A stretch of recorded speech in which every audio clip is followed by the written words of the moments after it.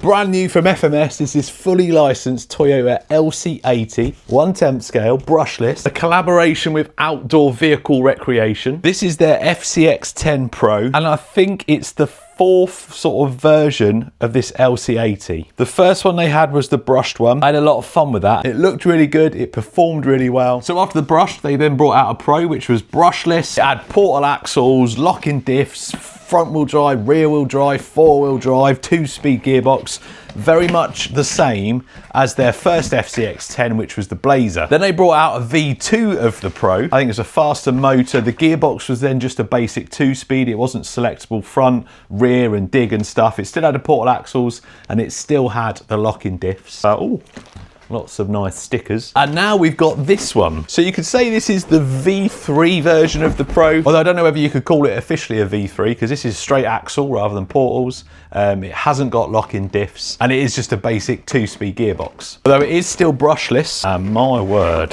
that is a nice green. That is definitely a classic LC80 colour, that green. It looks really nice. I don't know how well it's coming off on camera, but that does look really good. I think they do a black one that's got some like retro graphics on it. This one is, well, I'd say just looking at this one and the pictures of the other one, I think this colour is the nicest. It's not too in your face. It's got a nice classic look about it. Not super off-roady tyres on it, but they do feel nice and soft. So this is obviously that collaboration with OVR. You've got Outdoor Vehicle Recreation across the windscreen. You've also got it there. And that's just like a nice classic style graphic along the bottom. The brushed version of this looked really good as well, but this one, I think this is the best looking. You've got a driver in there. Different driver to the first guy I had. He looked really grumpy, whereas he looks a little bit happier. In the box, you get a set of instructions. Should have everything you need to know in there. You've got a ton of stickers. Some nice stickers there. I probably won't put any of them on. But I'll add it to my sticker pile because I like to use these on other stuff and custom builds I'm doing. You've got a load of KC stickers. And then in here, you've got a standard bumper. The brushed one came just with a standard bumper with this in the box, whereas this is the other way around, but we're gonna leave this on for that overlander look. You get some covers for your spotlights and some guards. I might put them on. I might put the black ones on. I think they'll look quite cool. You get a hat for your dude. You get a wheel wrench that can go with all his friends.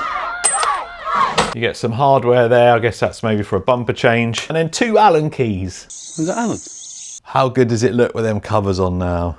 That's better. So if it's the same as all the others, yeah, there's just 2 little things here. You turn it that way, that pops up like that. Turn that back one, and that pops up. And it should just come off with no wires on it, because it's got a wireless light control thing. There's all your cabling underneath for all your lights. Look, so you've got rear lights, front lights. These roof lights work, but the ones on the bumper aren't wired in. Here's your transmitter. These are really good. I've used this for something else. I bought a separate receiver. Can't remember what I used it for, but I think it's 11 channel. You won't need that for this because it doesn't have the servos for the lock-in diffs, and it's only a basic 2-speed, so you won't need all the channels. But they are really good controllers. Now underneath we've got an Outrunner motor. This is a 1200 kV. I believe the previous brushless Pro was like 2000 or something kV. The reason they've probably gone down is because this is now straight axle, and when you're running portals it reduces the gearing, so you need a higher kV motor to get the same wheel speed. So here's your ESC. It's not one I'm familiar with. It says Predator SL50. And it will run 2 or 3S. Separate receiver, centrally mounted battery tray, inner arches or inner fenders. The thing with these is they're quite thin, so when you put the body on, you've still got a bit of a gap, and you've got a gap there, so you do still get stuff in, but it does keep some of the muck out. There's your light control stuff there. That's the mechanism for the body at the front there, one at the rear. If you go through a lot of water and mud, they do get a little bit sticky. And then underneath, you've got 4-link at the front, 4-link at the rear. Counter rotating drive shafts. You can see the Outrunner motor spinning around there. It does say it's waterproof. Straight axle rather than portals. It's got all metal gears. You have bearings all round. You've got an axle mounted servo on there, 25 kilo. We've got a fair bit of steering available. And that is about it, I think. Front lights, roof lights. It does have indicators, I'm hoping. Oh, I remember actually. I remember these ones. I bet yeah. No rear lights. And I think when you reverse, it uses red. Yeah, they still haven't changed it. I mentioned that. I think I mentioned it on the K5. Still not changed it. You can switch it. I'm going to do that before we go out. There's the little light control box in there. You have to just take the reverse ones out and put them into the drive lights and then just remove the indicators. Can't believe they haven't changed that yet. No one wants red reverse lights. You want red lights on all the time. Anyway, so steering, pretty quick for a crawler actually. And I don't know what gear we're in. Oh, it must be first gear because that is super slow. Look how slow that is.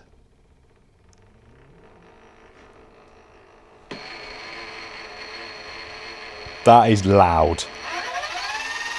You can tell it's an outrunner.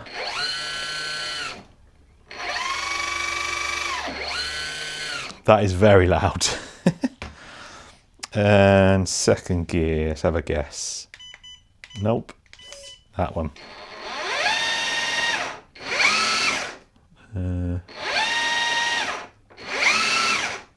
It's going faster backwards. Hang on a minute. Right, I got my digital tacho. I just haven't got any reflective tape. Let's improvise. Little dot on there. Oh, and I've done that and the battery's not working. Oh, man. That's definitely going faster in reverse.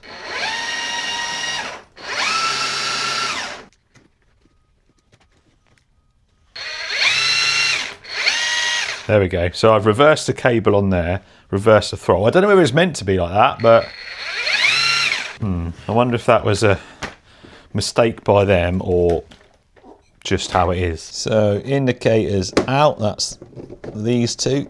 That one, which is the brake, into driving. There we go. Right, no indicators and rear lights. How easy was that? Right, I'm gonna go and get my ear defenders and then we'll give this thing a go. Look how slow. That is some nice control. Very nice control. It's as if it kicks into like a second, well it probably does. If it's an outrunner with like FOC, it kicks into a second stage. It's a beautiful day. Just a little bit of wind. It's lovely and peaceful up here. And then you got me making all this noise.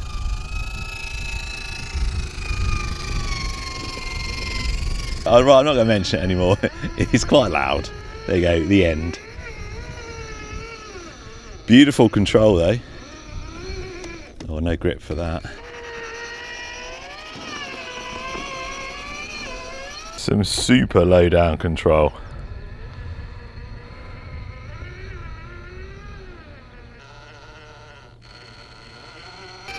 I can't imagine it's going to have much trouble on this terrain. There is plenty of rocks though to give it a proper test. Stick it in second gear just until we get up to the rocks. Oi! It's a bit quieter in second gear actually. Well, much quieter actually.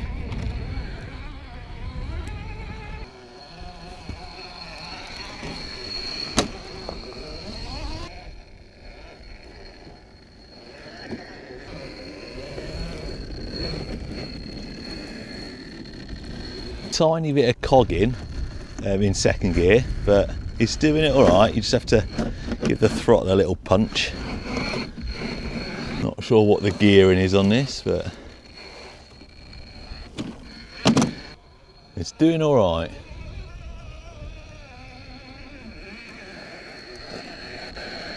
Oh, nice. Such a great spot up here. It's a good view as well. If you watch the TRX6 and Traction Hobby 6x6, that was over on that bit, like the other side. It's definitely not too keen on second gear, like low down. It is top heavy. I mean, these sort of semi-hard bodied trail trucks, they're not made for mega crawling, but it's doing all right actually. Not bad.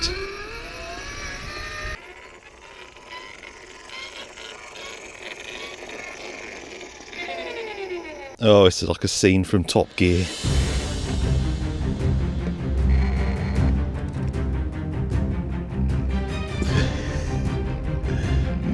no, no. Oh, that was so close.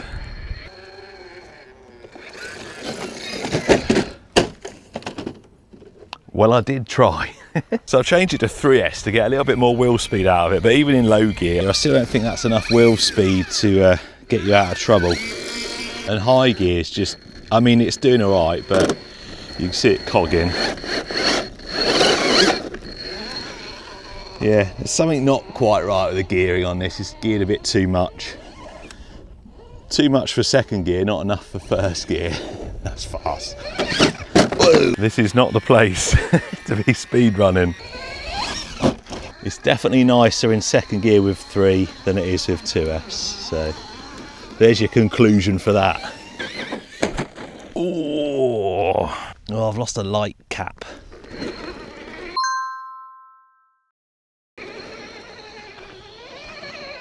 Well, I'm not sure where that went. Anyway, this thing is fast. Right, I'm just going to get it back to how it was out of the box. I'm going to swap the leads on ESC and run it, well, not run it backwards, but as you saw, it was slower going forwards than it was in reverse. And I switched it around. So I'm going to switch it back to how it was. Then we're going to go and do a speed run, see how fast it is 3S, second gear and first gear, as it would have come straight out of the box. Then I'll swap them round again, just so we can see the difference it makes if you get the motor the wrong way round. That spot that I've just been to is about an hour and a half from here.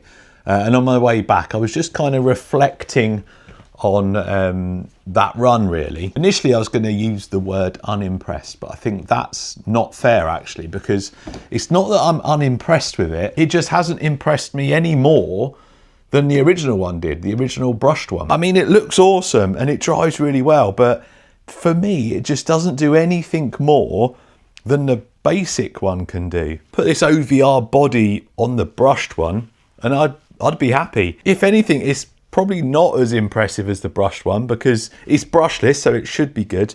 And the noise in first gear, I know I said I wasn't going to mention it again, but it's just a little bit, it's a little bit annoying when you're doing some slow like trailing and crawling. It just, yeah, it was just a little bit annoying. Anyway, battery's charged. Let's go see what difference it makes switching that motor around.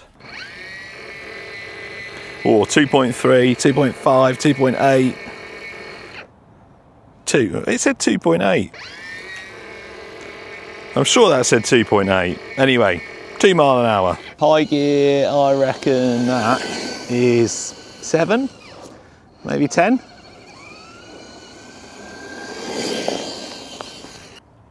Eleven mile an hour. Right, let's switch it round. On an uncensored system, if you switch 2 leads around or swap one with the other, it reverses the motor. Right, low gear.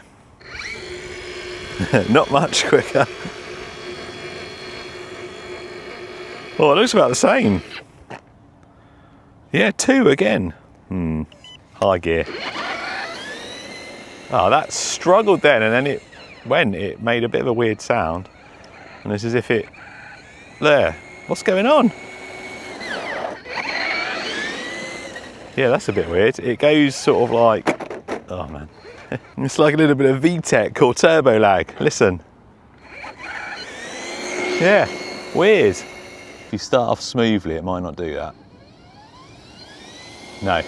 So it's just cogging when you hit the throttle. Just go full throttle. Yeah, it struggles. If you go from full throttle first gear into second, watch it lift a wheel. Ready? Look.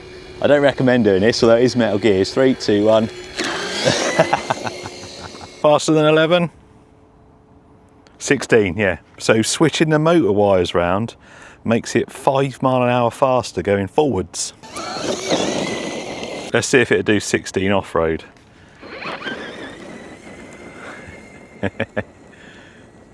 Coming in hot.